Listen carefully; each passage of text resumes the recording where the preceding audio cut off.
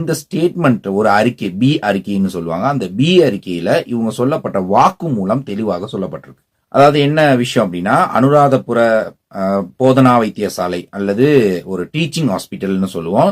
அந்த டீச்சிங் ஹாஸ்பிட்டல்ல ஒரு லேடி டாக்டரா ஒர்க் பண்றவங்க தான் இவங்க. ஸோ இவங்க தன்னுடைய டியூட்டியை முடிச்சிட்டு இவங்க தன்னுடைய ஹாஸ்டலுக்கு போயிருக்காங்க.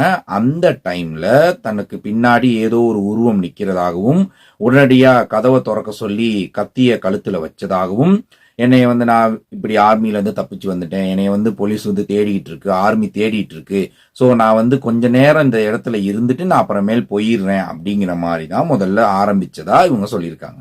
கொஞ்ச நேரம் கழிச்சு வெளியில போயிடுறேன் அப்படின்னு சொன்னவர் மேலும் இப்ப இந்த லேடி டாக்டரும் தனியா தான் இருக்காங்க, இந்த டெசர்ட்டரும் தனியா தான் இருக்காரு.